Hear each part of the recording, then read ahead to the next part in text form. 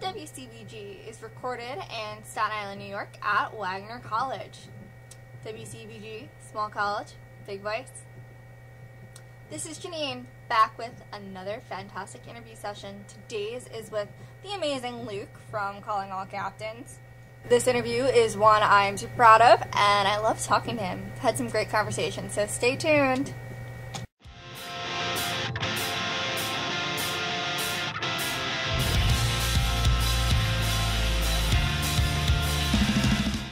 Hello, Luke speaking. Hi, Luc. This is Jeanine from WCBG. Hey, how are you doing? I'm good. How are you? I'm doing well. How is it over there? Hi, Lisa. Oh. Good. I just dropped off my dog for nail grooming. Oh, cute. What type of dog? Yeah. He's a cute little chihuahua. Oh, cute. So I want to thank you so much for interviewing with us. I appreciate it. Hey, no problem. So I was wondering if you could tell me a little bit about you for our listeners. Oh, well, a little bit about me. My name is Luc Gauthier. I'm Canadian. I've lived in the same city my whole life. I'm 25 years old. Even though I look forever 16, I'll be thankful for that when I'm older. I'm Indigenous, which means that I'm half Native American, half French, and we've created our own kind of Indigenous community up here, and it's all based about how when Canada was first being settled and first being formed, there was the white communities, and then there was the Native communities, right? Right. Well, if they would intermingle, they would, let's say a nice Frenchman found himself a nice First Nations wife. When they had kids and they wanted to have a family, they weren't allowed in the white communities, and they weren't allowed in the Native communities. They literally had to form their own. So now imagine 200 and 300 years of that, and that's how you get what I am here today. It's so interesting. Métis people come from all different aspects of life. They come straight from the settlement, or they've lived in the city their whole life. It's all really cool. But that's a little bit about me. I think I'm the only one who's Indigenous in the group, so I like to talk about it as much as possible. That's pretty interesting. I'm a math and history major, so I love learning about stuff like that. Oh, that's awesome. But yeah, no, and me and my best friend in the band, Connor, we've been playing music together since we've met each other. I literally dropped a guitar pick in math class, and he was like, "Oh, bro, you play?" I was like, "Yeah, I play." He's like, "Let's jam." And so we've been jamming this forever. And it was only after we released our Disconnect EP, which is secret for now. It's on our Bandcamp if you want to go check that out. But and I think it's on YouTube as well. But yeah, for that EP, we just brought Connor in at the tail end when we were doing our first cross Canada tour, and it just clicked right away. Because of course me and him are best friends, but he just got along with the other dudes so well, and that was just the whole thing. And Connor and I, we've been playing music together with Nick, our bass player, for 8 years now. Even before Captains, we were in bands together. Wow, I love that. I love the continuity and the fact that you guys are able to play off each other really well with songwriting and just jamming out. Yeah, for real. It's the same place we've been writing music this whole time. I still live at home. I don't live too much of a glamorous life, but in the basement, that's the tone zone. All the material for Captains has been written down there, so kind of feels right. Mm-hmm. Sometimes it's nice to have a space to go to just think Totally. about what you're doing and write awesome songs. So I was wondering if you could describe your songwriting process for me. Oh, it's songwriting. It's so weird. Songs can come about in the most interesting ways. For our song "Chasing Ghosts," Connor and I, we were just sitting around one day, and then he had a little riff that a little strumming guitar riff, and then he just out of nowhere is like, "If you want better, then go get it." And then all of a sudden, it just stuck. For some reason, we were going through pre-production for songwriting. The bridge of that song was the chorus. That's pretty interesting. It is interesting, isn't it? Songwriting can go such a crazy way, and basically, it'd be Connor and I will take little riffs. Brad will write a riff. We'll make sure that we get a solid mood or vibe down, is we get the vibe down. You know, songwriting is as simple as like, you know, here's a verse here, a chorus there, a bridge there. It's like you can structure it out in the same way, but then you just got to go into each part and make them interesting, make them lasting. I heard someone say that we have really cool second verses, and I gotta say that's probably like the best compliment we could ever get, because like that second verse is the point where listeners are gonna move along or keep listening. You know, I definitely agree. At least in my opinion, like when I'm listening to a song, you know, like you hear the first hook, you hear that first chorus, and you're like, okay, I see what they're up to. But then, you know, if it's the same thing as the first verse, or if it's, you know, it's I feel like that second verse is super important. So like, yeah, like especially in songwriting too, is like sometimes I'll write like a whole tune that's just bare bones. I'll write lyrics and I'll write whatever, and then I'll bring it to Connor, and Connor will be like, man, why did you do this without me? And it was just because, like, I need him. I need Connor in my life. There's no way I can write a song without him. I can write a song, sure, but it's just not right. You know? It's like sense. I can play chords, and I'm not I haven't played guitar or drums in really long time. The only time I'll ever play guitar is if I want to write something. Mm-hmm. But Connor, he plays guitar every day. You know, Tim, he plays drums every day. You know, Nick plays bass every day that he can when he's not away from town. You know, it's songwriting. It's like, I'm kind of rambling about it. No, but like, I don't know, it's man. fascinating. It's just so weird because like there's a song that I wrote recently, and I was just downstairs bored for like an hour and a half, and I was like, oh, I like this chord progression. I'll play that a few times. And then I was like, oh, I like this lead. I'll play that a few times. I was like, oh, maybe this vocal hook will sound good here, and I'll just play that a few times, and then just kind of comes together in a way. I definitely love. I don't know if you hear a good chord progression or you hear a good riff, you know, like if it speaks to you, you don't really need to do much writing. It kind of writes itself. Honestly, that's one of the reasons why I wanted to reach out to you, because I loved your riffs and chord progressions. Like, for me, that's super important in music, and I liked the way that they paired nicely with not just the vocals, but like with the production process and the layering. Like. Thank you. Yeah, no, we really went hard with the guitar tracking. I think we did, the way we recorded guitars was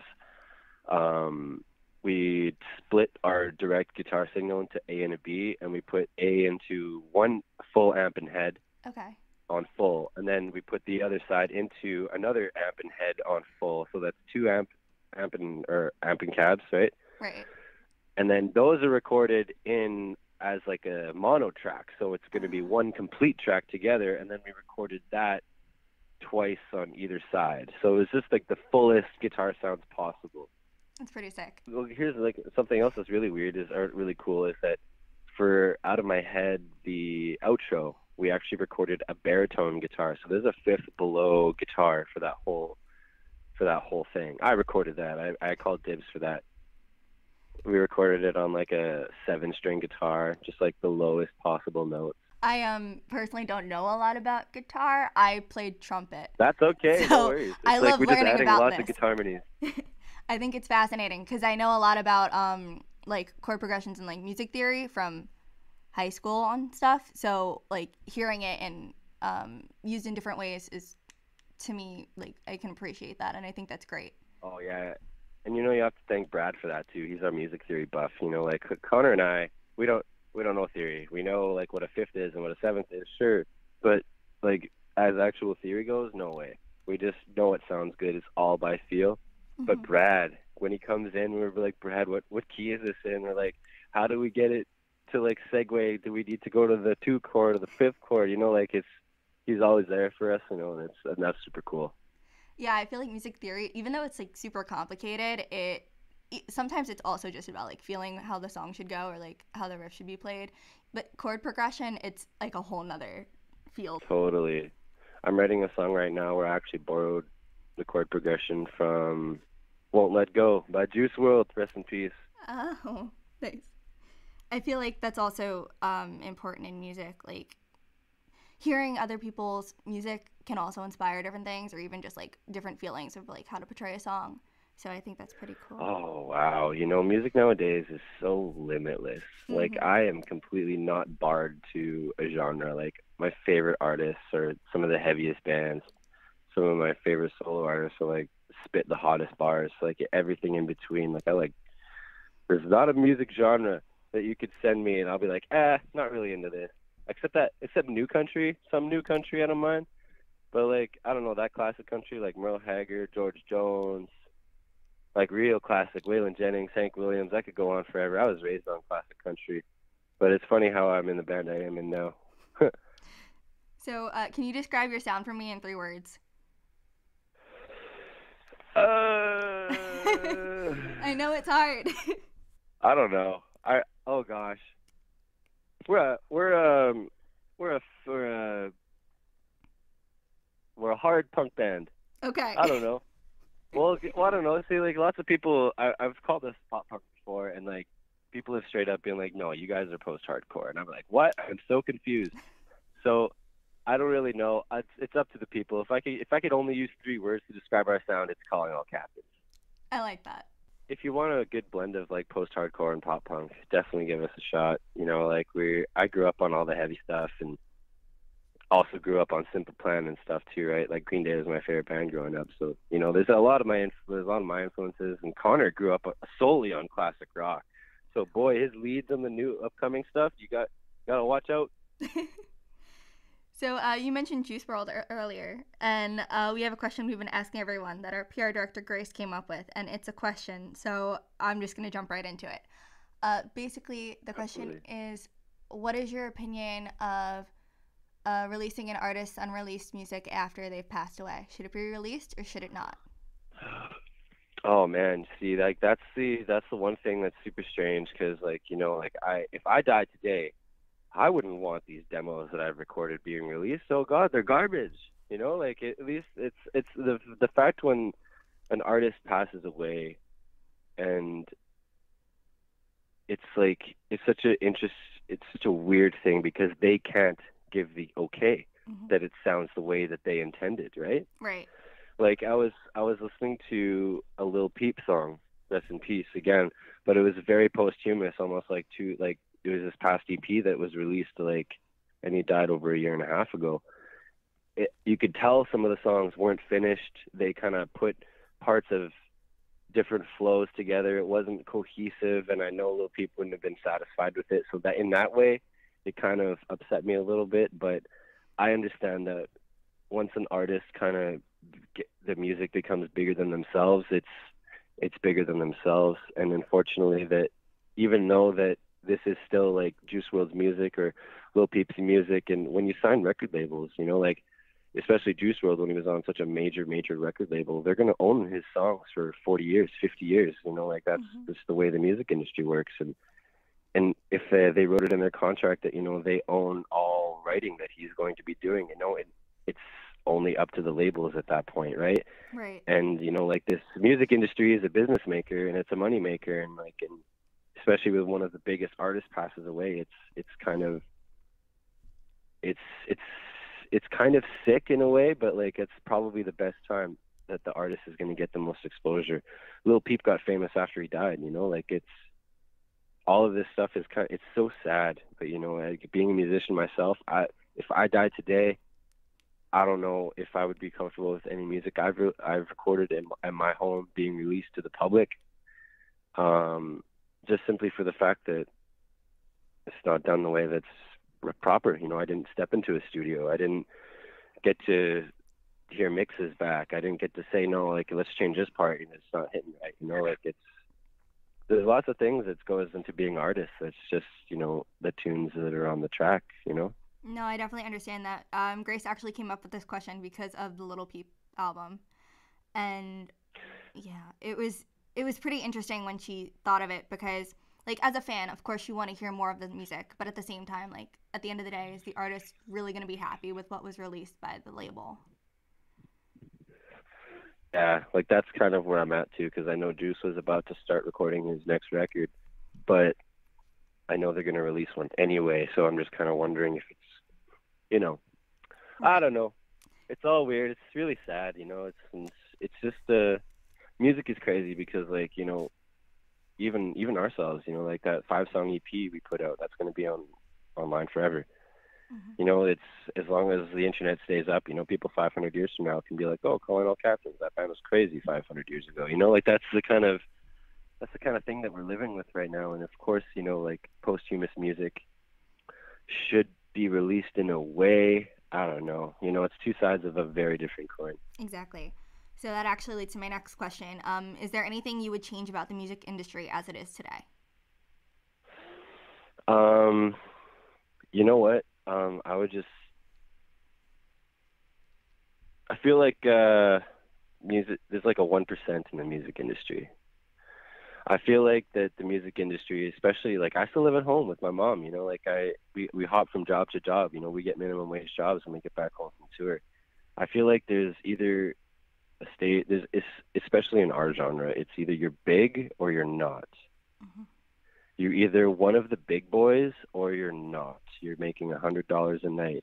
You're roughing it in a van. You don't have any sense of comfort on the road. You shower at truck stops, you know, like, and then all of a sudden the next night you're in a bandwagon. You're getting hotel rooms every night. You're getting fed by the venue, showers at the venue, and it's almost it's. I feel like it's so weird because like we've been a band for like 6 years, and like we just got signed only a year ago, and it's just now starting to pick up, and it's like such a long grind. I'm not saying that I wish it was easier for bands, but I guess I wish that music was treated like a profession, like it used to be. It's not treated like that. It's treated like a commodity. It's treated like I know musicians in town that play for country cover bands, and like they get hired by bars for at $5 grand a night, Wow. and we're lucky to get 500. It's such a differing thing that, you know, like musicians, like when my dad, he's 66, he's been in the music industry like locally in like the Canadian circuit for 40 years, and it's always been that way. You know, like the inflation goes up, pay gets increased. You know, like Mm-hmm. I told him one time that, you know, like my band, we got $50 to play like 500 kilometers away, for 12 kids or like some crap like that. Mm-hmm. And he was appalled. He was like, "You $50? Are you serious?" And it's like the promoters nowadays, like nobody.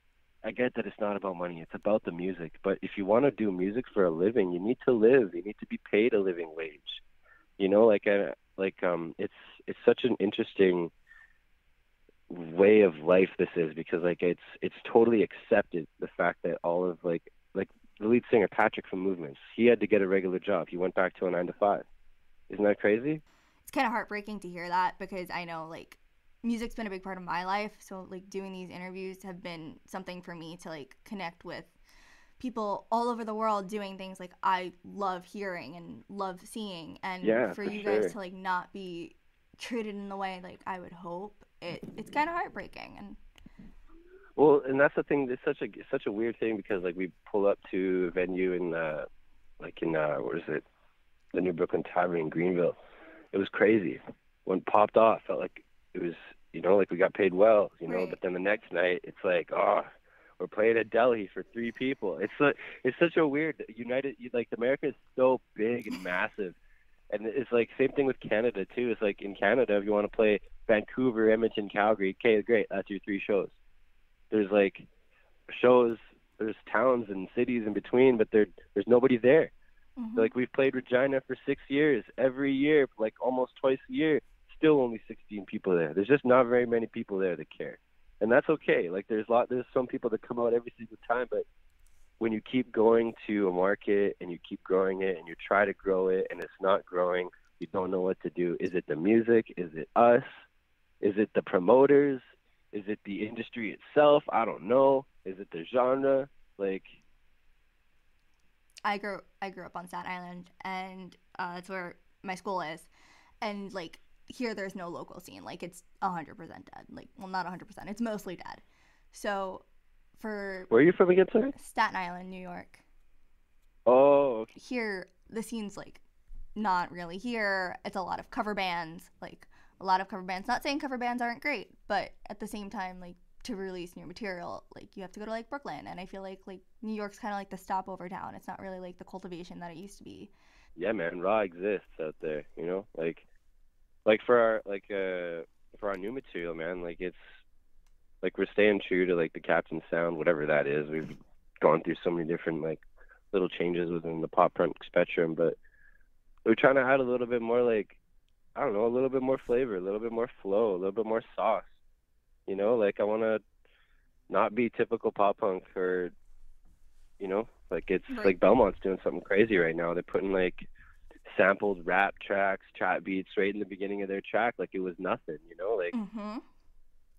and Rarity is treading the line between grunge and like post hardcore in a way that I've never seen. It's like these bands nowadays, you know, like it's almost like pop punk is an influence for whatever genre they're about to go on, and I feel like that's true for us in a way. It's that, you know, pop punk is an influence for sure.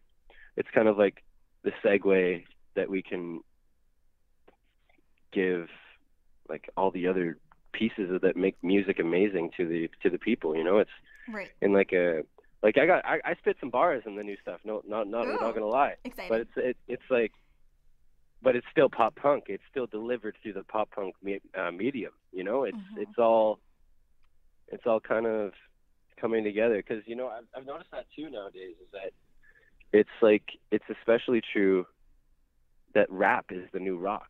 You know, trap Right. stars are the new rock stars. You know, like, you know, the Lil Uzis and like the Post Malones. You know, like those are the Mick Jaggers and like the David Lee Ross of yesterday.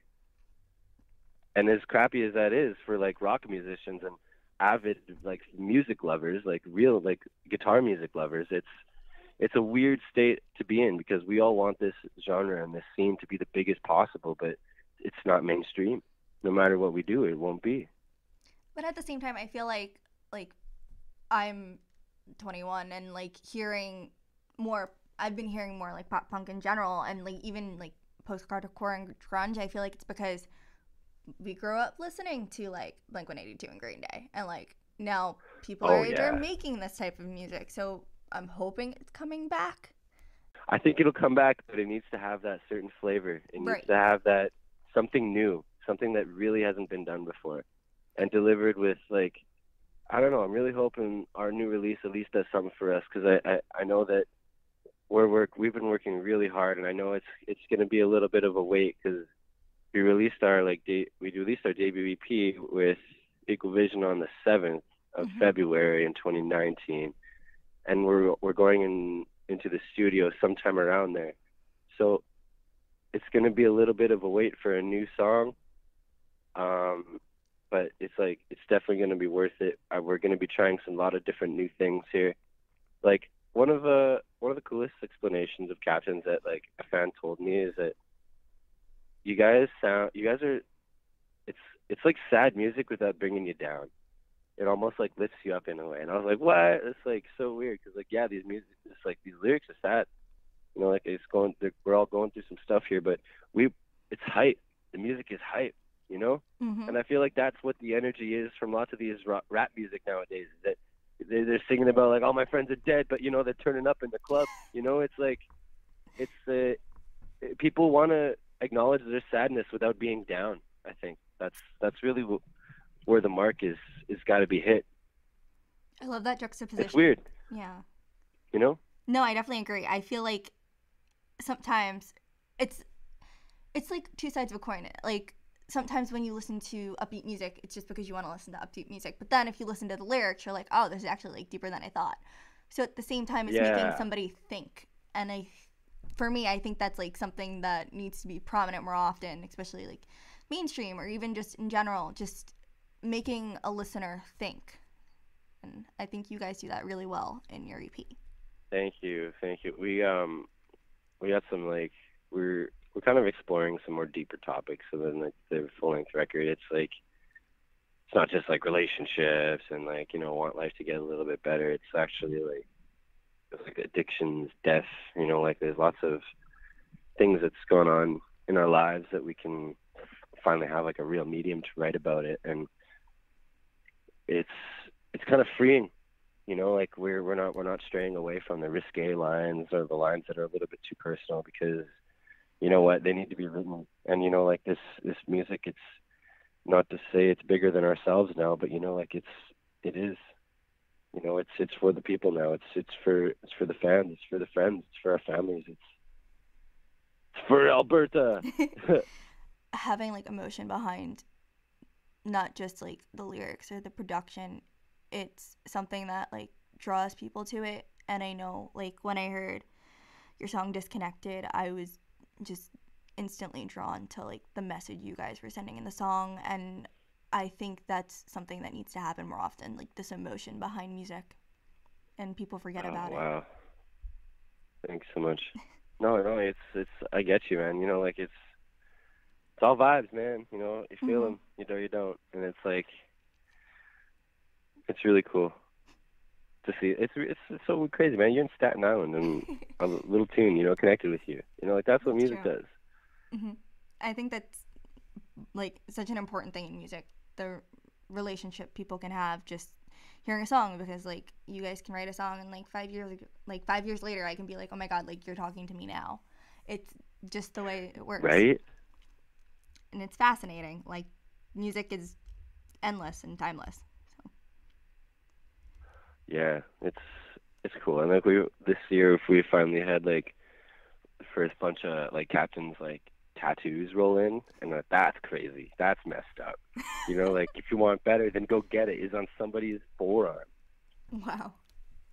But I think that shows the impact you're making on people's lives, and that's important. That's why we do it, man. We do it for ourselves, but it stops being about ourselves the moment we step on that stage. You know, So on a different note, what do you do when you're not writing music? I do lots of things. Honestly, like I do too much. I got a girlfriend I spend lots of my time with. That's fun. But like I own a clothing brand called Worthless Streetwear. I make that in my spare time when I'm not like touring. You know, like I save up my money, put all that money into a bunch of hoodies, buy the hoodies, make them all nice, sell them to the people. I'm also like a Métis dancer, so I'm actually an Indigenous dancer. I'll go from events to events in different schools and teach them about my culture. I'm also a youth worker, so like I'll a couple times during the week I'll pick up some, you know, like some children. They'll be like 10 years old. Sometimes they'll be like 16. They're all Indigenous kids, and I just basically I teach them a little bit about their culture, help them get through lots of their stuff that they're going through. You know, being a kid is hard, and especially with there's lots of youth workers and like lots of social workers are a little bit older, like, and they don't look like they're 16. They don't look like they could be dealing with the same issues. You know, like it's kind of nice to talk to somebody and be like, listen, I was literally like in your position 10 years ago. I can understand where you're coming from. I know exactly what to do. Here's this, here's that. You know, like I'll connect them to social services if they need mental health help, if they need, you know, like family therapy, group therapy. Is like a whole multitude of things. And then when I'm not doing that, I make rap tunes for fun in my basement, but those are just for me. Like I think what you were saying about the youth group, I want to make sure I'm using the right term. I It's definitely super rewarding because you're making an impact on their lives so young. And that, Well, it's especially because like it's like my own people. Because like it was when I was a kid, I would have loved to have like I looked up to my brother when I was a kid, and it was really nice because you know he's very native appearing. You know he has a great job, great girlfriend, his wife now. He has a house. It's like total it's a total success story about you know how being Native American and being First Nations it doesn't define you because of the stereotypes of the past and how society wants to look at you. You know, it's there is a prejudice problem here in Canada, and it's a bit awful to see because like I grew up almost all my life hearing you're pretty cool for a Native guy, and it's like what's that supposed to mean, man? You know, like it's kind of mm-hmm. you know, it's just kind of interesting. So like I feel like if I can be a little bit of a success story for some of these younger kids like my brother was, then it would just be it would make society better and it would make these kids' lives a little bit better and maybe they can help out their friends and help out their cousins, help out their brothers and sisters, you know, like make little differences where you can and eventually a big difference will come. I really appreciate that. I think that's super important. And just hearing you talk about that, I can tell it definitely means a lot to you. and Oh, for sure. I think as you said, like those small little differences will definitely accumulate to make a bigger difference and affect the bigger picture. So another question I have for you is, you were recently on tour in the fall, correct? Yeah. Okay. So what was the craziest thing that happened on tour? Oh, shoot. Like, I don't even, well, okay, well, there's this time that, okay, well, I'm sorry, Tim. Sorry, Tim, if you're listening. But when he was playing, he definitely puked. And right after, he went outside and his pants. Oh my god. It's like, it's so, you know, sometimes the punk rock takes over, I tell you. We were in Winnipeg, of all places. It's in Manitoba, in Canada. Okay. So, like, this, yeah, just to paint the picture, it's winter out, you know, like, it's really winter out. It's snowy. But, you know, this poor Tim, we're in the middle of our last song. We're playing Fool's Gold. And then he's just like, there's a little pause. I didn't see it, but we saw from, like, somebody took a video from the crowd. You just see him just right in between his legs, just pukes right there. And then, like, we finishes the song, and then he gets up. He's like, boys, I don't feel good. I don't feel good. I don't feel good. Then he runs outside. And then we hear Timmy opens the door. He's like, I need toilet paper. Oh, no. And that was too bad. What was another crazy story? Oh, that time Nick got kicked out of his own show. How did that happen? That was crazy. Yeah, okay, so Nick, our bass player, we were playing a show in Florida. Florida man is real. There's a joke, have you seen those news headlines, articles, like Florida man does something crazy? Yeah. Okay, well, basically, it's not a lie. Florida is wild. It can be a crazy time down there. So we were playing a show. It's our own show, but every show we play, we always get these wristbands, and we hate playing with these wristbands, especially the guitar players, because it gets caught in their guitars, right? Right. So the Nick takes his off. All the boys take their wristbands off, and then we get off stage, and Nick goes and tries to order a beer. Well, he doesn't have his wristband on, right? Mm-hmm. And the bartender was like, "You don't have your wristband on." He's like, "You're underage." He's like, "I'm not underage. You literally just saw me on stage with a beer. I made eye contact with you." And he's like, "No, didn't see you." And then he starts to be like, "What is going on? Like that's like I'm on the picture of the show. Like, what is going on here, right?" Like, and so like our buddy Darren from Brigades, another band, they were headlining the show, right? Mm-hmm. And it's like he just like got in the middle, like, yo, like what's going on here? You know, like what's happening? And then the security man is just like, "Hey, you know what? Both you guys out, get out of here." And then like there's like, "What do you mean? This is like our show." Like we're like, so yeah, both like. Yeah, it was so weird. So Darren got kicked out, and then Nick got kicked out, and both Brigades and Colonel Catherines were on the show. And it's just like, it's just very strange. That's what I mean about the music industry. It seems like it's not a profession anymore. It seems like people just accept that these people playing music, and they're like, "Oh, ho, ho, yeah, play your tunes." Like even I love my family and stuff like that. But like when I tell them I'm in a band and I tour and I'm signed, and like it's just like, "Oh, that's nice." It's not really like, "Oh, come on," you know, like I'm actually gonna do it, you know, like I'm living my real dreams here, you know. It's like every other week my mom is still just like, "You know, when you're gonna go to school, you know, you're getting older." And I was like, "Holy, you know what, Mom? Like we got signed only a year ago. Give us a minute, you know, like." You guys are still finding your footing in the industry. It's, as you said, yeah, it's only been a year. Yeah, because like I don't want to be like 45 years old and then being like, "All right, I'm gonna start a music career now." Because that doesn't work like that.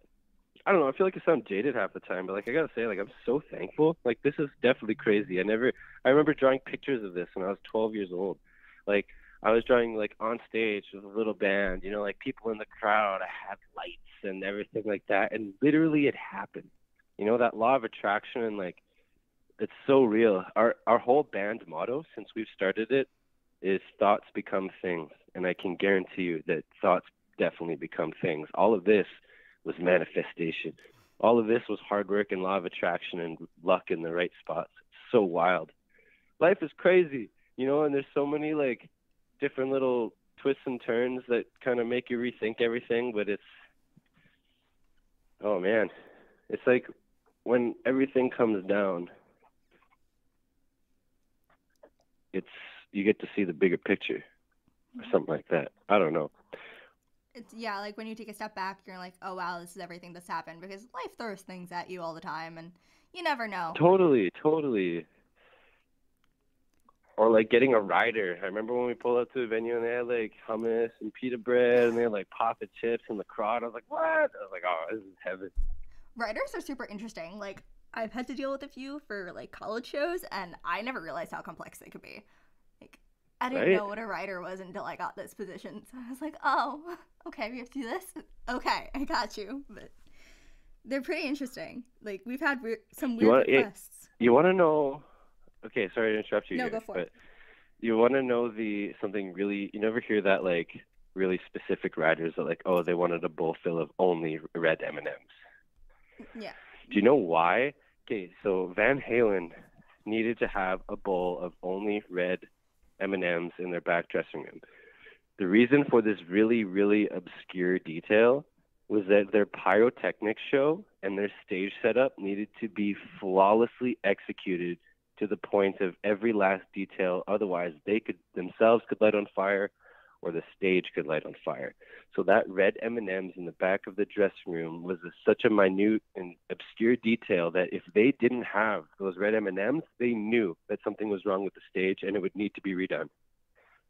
I guess it's a way to check if someone actually read the contract. So on the topic of tour, do you have a favorite venue that you've played in?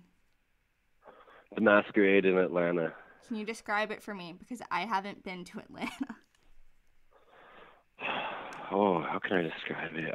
Atlanta's tight. First off, Peachtree TV, Georgia. What's up? The venue is it's like a big boy venue. First off, it's like a real band venue. Like Hawthorne Heights and the Real Friends will pull up and play there. Okay. We got lucky enough to get booked in this venue, and they have showers there. They had like a full like a cafeteria, like a little dining area for the headlining bands. So like You Me at 6 was playing the bigger stage in the same venue, and like we were eating at the next table from You Me at 6, like just enjoying supper. What is going on? This is so weird. And so like that was crazy. And then but the back, like the whole venue is like a giant building, so you go back into a back alley and it goes down like a whole story in this alley. So you drive down, and then there's like a loading bay. You load into the loading bay. All these crew members come out. They'll be like, okay, well, it's like, which stage you playing? We'll be like, we're playing the what's it called? There's two different names for the. Okay, we'll just say the Masquerade for now. Like, yeah, we're playing the Masquerade. It's like, okay, cool. So they bring out these trolleys. They load up all your gear for you. They bring it all to the venue. They put it all on stage. Like we have to set it up and sound check and everything like that. But it's like all of the heavy lifting is done by the crew. You are fed when you get to the venue. You are paid before you even play. It's like it's just a dream. And the staff there are so nice. They're just top of the line. Everything, like that's like such a proper venue. I just got to give it to all those people over there. It's like legit. You made it. Like the type of yeah, venue like yeah. That's what it felt like. That's what it felt like the whole time. I was like, wow, I made it. That's crazy. And then I've had fans out in the front row and singing along. I was like, it's so cool. I'll never forget. One fan straight up, she said it was her very first concert ever. And when we went back through Ackworth, her and her dad came out to the show, and it was so cool. Because, like, it was a smaller venue, so we could actually, like, be like, what's up? So I have one more question for you, and that would be, what are your plans for the new decade of 2020? Full-length record. Yeah, no, we're definitely full-length record. I want to do international touring, not just Canada and America. That'd be super dope. Just getting bigger and better, harder, faster, stronger, that Daft Punk motto. Yes. We're trying to just take it up to the next step, I'm going to, work on my clothing brand a bit more. But it's just trying to make everything real and like the next step, especially with this full length. We stopped recording demos on GarageBand. We're using Logic like big boys now. It's just little steps. Little changes makes the big changes. Right. Well, I'm super hyped to see when you guys release your new album. And hopefully, like, if you're ever in New York, we'd love for you to stop by. That'd be pretty lit. So, thank you. Yeah. Hey, I'd love to do that too. Like I gotta say, there's we pull out through Manhattan, like okay. So America's crazy. Y'all cities are like attached to one another. You could walk down the block and you're like, oh, I'm in a new city. It's so crazy. Like here, it's like Edmonton. You leave, it's very obviously like nothing, and then there's buildings again, and then you're in a new town. Okay, yeah, we're over a bridge. Okay, so it's the bridge. Okay, yeah. So like anyway, the tolls in New York and like that whole area, that was crazy. Yeah, absolutely. I like to give ourselves a few days off in like the bigger metropolitan areas. There's always something to do, and I'm always so upset when we go somewhere and we're like, oh, this city is so cool. We have no time to do anything, and then we just pull up to the venue and we have to leave right after. Yeah, there's a lot to do in the city. And, like, if you ever do come to our campus, School of Rock was actually filmed there. So that's always cool. What? Yeah. Like this like with Jack Black. You're not hardcore. Yeah. Like that. Like, whoa, that's so cool. Our main classroom building was the exterior for horror screen prep school, so all, like, the outside shots were filmed on our campus.